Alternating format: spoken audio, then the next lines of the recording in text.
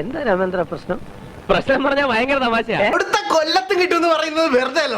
നീ എന്താടാ ഒരു മണി അർത്ഥം വെച്ച് സംസാരിക്കുന്നേ? ഞാനിന്ന് പറയുന്നത് പറഞ്ഞാൽ കൊല്ലം പത്തനാപുരത്തെ കൊണേഷ് കുമാറിനെ പറ്റിയാണ്. എന്താ എന്റെ ഉദ്ദേശം? പക്ഷെ ഇപ്പൊ ഇവരെ കാണുമ്പോ എനിക്ക് അലക്കാൻ തോന്നുന്നു മോന്ത കിട്ടും. അപ്പൊ ഒരു 1 year ബാക്ക് ഞാൻ കേരളക്കര മൊത്തം ഫേമസ് ആയ ഒരു കിട്ടിലും കണ്ടന്റ് ചെയ്തായിരുന്നു. കാറിനുള്ളിൽ സ്വിമ്മിംഗ് പൂൾ ഒരുക്കിയ യൂട്യൂബർ സഞ്ജു ടെക്കിക്കെതിരെ നടപടി.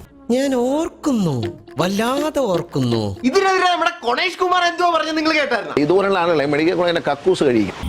അവനെയൊക്കെ നമ്മൾ നല്ല പട്ട് കോടാൻ ഉടിപ്പിക്കും. പണക്കൊഴുപ്പും അഹങ്കാരവുമാണ്. ഇനി ഇത്തരം പരിപാടികളുമായിട്ട് വീഴ്ച കൂട്ടാൻ വരാത്ത വിധത്തിൽ ഉള്ള പരിപാടികൾ ആരംഭിക്കും. നീ ഒന്നും പണയണ്ട. എന്നാ പിന്നെ അങ്ങോട്ട് തുടങ്ങല്ലേ. എന്നാ ഒന്ന് കാണിക്ക് ശ്രാങ്കേ. മുൻമന്ത്രി ഗണേഷ് കുമാറിന്റെ ഡ്രൈവിംഗ് ലൈസൻസ് റദ്ദാക്കാനായിട്ട് മോട്ടോർ വാഹന വകുപ്പ് നടപടി തുടങ്ങി.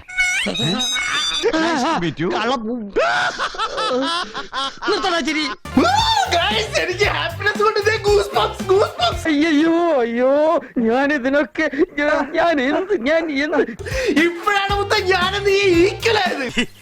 ഇത് വെച്ച് നോക്കുമ്പോ ഞാൻ മാറിയതൊക്കെ എത്ര നിസാരം. നിന്റെ ലൈസൻസ് പോയി, എന്റെ ലൈസൻസ് പോയി, നിന്റെ ജോലി പോയി, പക്ഷെ എന്റെ ജോലി പോയില്ല. അപമാനിച്ചേ ഞാൻ പോയിക്കോട്ടെ.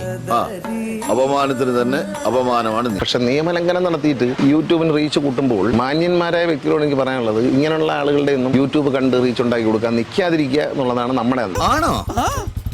ഭയങ്കര. നീ കൂടുതൽ കോനായിരിക്കണ്ട.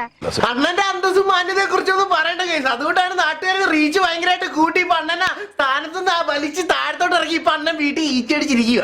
നാട്ടുകാരെ വിളിച്ചു കൂട്ടിട്ട് മോൻ എന്ത് കിട്ടും? എനിക്കൊന്നും കിട്ടില്ല, പിള്ളേച്ചന് കിട്ടും. നല്ല അസല് പൊതുക്ക്, വലിയ നിലവിലുള്ള ആളല്ലേ, എല്ലാവരും ഒന്ന് അറിയട്ടെ. കാരണം നിയമലംഘനം എന്ന് പറയുന്ന ഒരു പൗരന്റെ ഏറ്റവും മോശപ്പെട്ട സ്വഭാവമാണ്. അറിയാത്ത പിള്ള ചൊറിയപ്പോൾ അറിയും. കാരണം നിയമത്തെ മാനിക്കുന്നവനാണ് യഥാർത്ഥ പൗരൻ, യഥാർത്ഥ രാജ്യസ്നേഹി.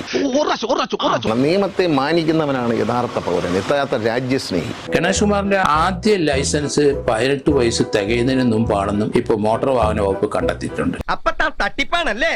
നിന്റെ പരിപാടി തീർത്ത് തരാണ് ഞാൻ. എല്ലാം ഓരോ ക്രയവിക്രയങ്ങളാണ്. ഇത് പരിശോധിച്ചപ്പോഴാണ് അവർക്ക് മനസ്സിലായത് അദ്ദേഹത്തിന് 18 വയസ്സ് തികയുന്നതിന് മുമ്പ് അദ്ദേഹം ലൈസൻസ് സംഘടിപ്പിച്ചിരിക്കുന്നു. അയ്യോ ചിരിക്കല്ലേ, ചിരി നിർത്താൻ പറ്റൂല. അണ്ണന്റെ സത്യം എനിക്ക് സല്യൂട്ട് അടിക്കാൻ തോന്നുന്നു.